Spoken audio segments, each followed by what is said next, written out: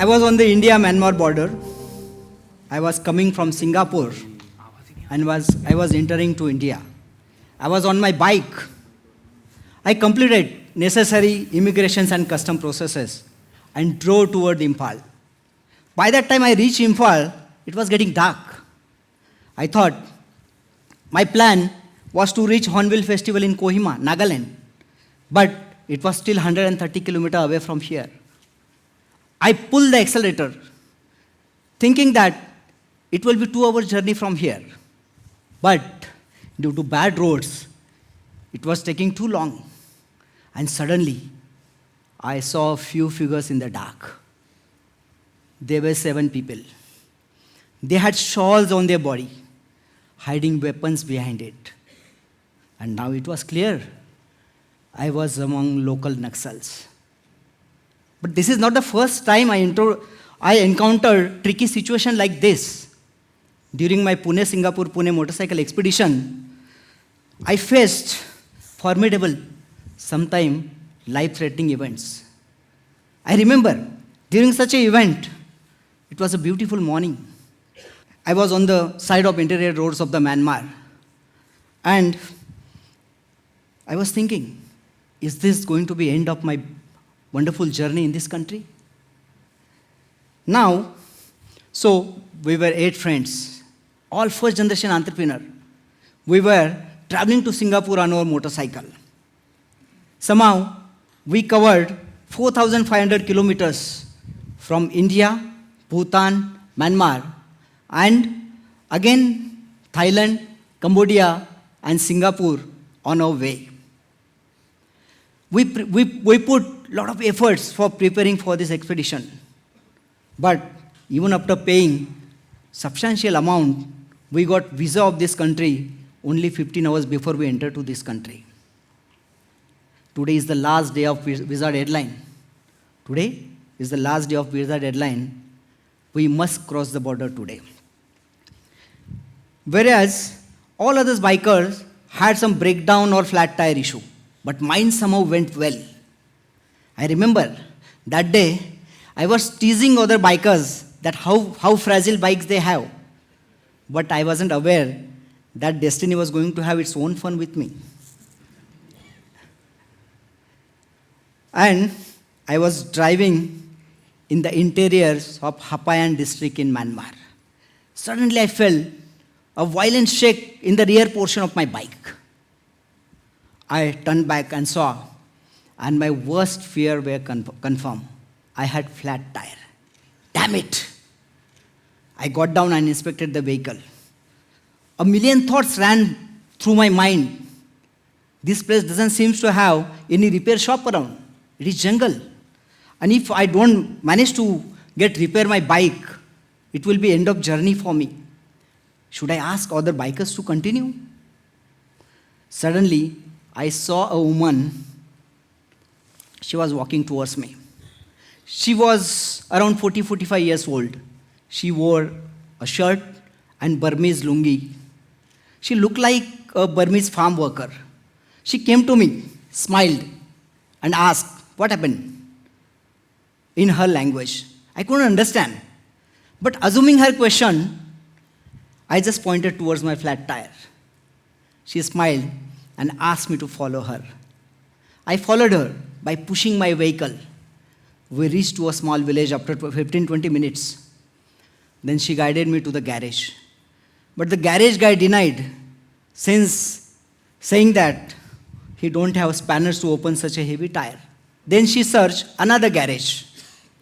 That guy asked us to wait, since his master had gone for the prayer. Meanwhile, that lady bought cold drinks for us. She was communicating with us spontaneously in Burmese language, with a lot of confidence and with her trademark smile. Meanwhile, puncture got fixed. I put out the money from my pocket and tried to give it to the garage guy. But he refused to accept, saying that that lady had already paid it. Then I tried to give it money to her, but she denied with her trademark smile. By her attire, she didn't look like that she is from a prosperous family. But by heart, she was billionaire. I forced her I forced her to accept the Indian currency as a gift. In another situation, I was driving in Thailand. It was lush green Thai nature. I was coming back from Singapore. While coming back, I was doing my solo riding. The nature was beautiful. And suddenly, on the left side, a board caught my attention. I couldn't understand the text, but I could understand a picture of beautiful waterfall. Let us explore the waterfall, I said, and I took the left turn towards the waterfall in the jungle. I drove around 25-30 minutes in the jungle roads, small roads, but couldn't find the waterfall. I got down, I stopped, and decided to give up. But suddenly, a beautiful village caught my attention. It was surrounded by mountains and palm and coconut groves. It was situated exactly near a beautiful lake. I decided to visit the heavenly village. I went to the village. At the beginning of the village, I saw there was a shack-like restaurant. Let us have a coffee at heavenly village, I decided, and went inside the shack. A middle-aged lady, she came to me for the order. I ordered a cup of coffee. She went in and came with a steaming cup of coffee. Meanwhile, I was enjoying my coffee. She was taking a curious round around my motorcycle. I had pasted all flags of the countries I visited. She was just roaming around my bike, and then she came to me and asked something in Thai language. Assuming her question, I just narrated whole story of my expedition in Marathi. But she understood. She was excited. She went inside and got a photo album. She just visited Bodh Gaya in India, and that photo album belongs to her Bodh Gaya visit. Then I finished my coffee. I tried to give bill for the coffee, but she denied, saying that you are my guest. She asked me to stop and called her husband. His name was Timon, and she was Fang. Timon and Fang asked me to stay with them that day. I was already fascinated with the heavenly village. I accepted the offer. I went to their home. That evening, Timon took me around the village, to the lake, to his farm, other side of the lake. That evening, Fang cooked delicious Thai food. I remember one of the dish, that is bamboo rice cooked in the bamboo. That night was the best night in my life. Next day morning, yeah, you can clap. Thank you. That night was the best night in my life. Next day morning, I was invited in the neighborhood for the tea and snacks. While I was in the heavenly village, neither I could understand their language, nor they could understand me. All the time they were speaking in Thai language, even villagers and Timon and Fang. But I was speaking in Marathi and Irani language. Like, Timon dada, तुमचं शेत लय भारी आहे बरं का? Or to the Fang ताई, कितलं मस्त भाजी करी हो माय तू? Like that. And we could understand each other perfectly. That day I learned a lesson. Humanity doesn't have the language. It is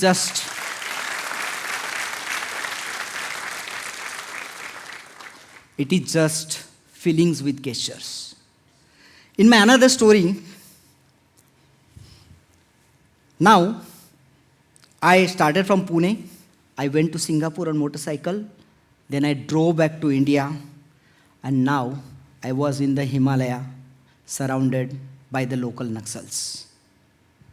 I thought that I could escape, I could turn back, but my vehicle was very heavy and the roads were small and rough. It was difficult to escape. I decided to face it. They stopped me. There were 7. The youngsters started shouting. They felt that I am an army person. I was frightened. I was stressed. But somehow I got my courage and I decided to face the situation. I told them about my expedition. I told that how I went to Singapore and I am coming back. I'm going to Hornbill Festival. I share my vision. I told them I'm a scientist, entrepreneur, and inventor. I told them about my dreams and visions. I tried to connect with them by heart. Somehow, I could connect my positivity to them. They asked me water. They advised me not to travel during night time, and they guided me to my next destination. That day, I learned another lesson, that if you connect people with heart, they will connect back.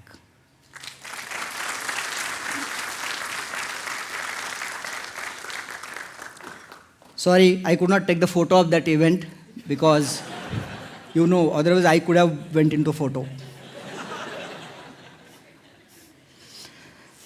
Then I came to mainland. I was driving through Bihar. It was all foggy nights and I couldn't speed up. But I came into UP and the roads were all beautiful, good highways. It was all sunny day, clear. I reached to Varanasi and everything got blur. I heard somebody was shouting, "Please give your mobile pin. Please give your mobile pin." I thought that I'm getting robbed by people and they are trying to steal my smartphone. But they tell, "Sir," they were shouting, "Sir, you got an accident. Please give your mobile pin." A truck hit me from the back. I fell down the road. My right hand was damaged. My left palm was torn off. I got crack in my skull. I was unconscious, lying on the road. People gathered, but nobody came to help me. Only one person came ahead. His name is Santosh Saroj. He was police on duty. He took me to the nearby village. The doctor tried to stop the blood flow, but he couldn't. He was trying to get my number. Fortunately, my friend Rajesh called me from Mumbai and he got connected to the Santosh. Some more friends rushed into the venue. They took me to the Varanasi hospital. But by that time, I went into coma. I came out of coma, but that gave me damage in my left eye. The nerve connecting to the left eye got paralyzed. In medical term, it is called as a sixth nerve palsy. It gave me double vision. During my hospital days, Santosh visited me frequently. I offered him money, but he denied. After getting partial recovered, I went to Pune. I fly back to Pune. I was thinking, I was supposed to ride to Pune, but now I have to take flight. After getting recovered, except my eye, I went to Varanasi again. I visited Santosh and his family.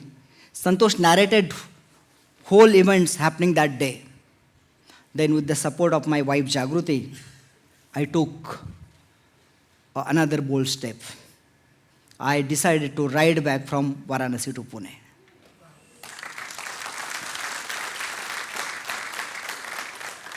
I had clear vision with only one eye, but I decided to do this. Other 7 friends also joined me, and I started from Varanasi and drove back to Pune, 1,500 kilometers without any incidents. That day, you can see all stories have different people, places, languages, and situations. But one thing is in common, that is humanity. Humanity doesn't have any language. It is just feeling. It connects the heart. Thank you.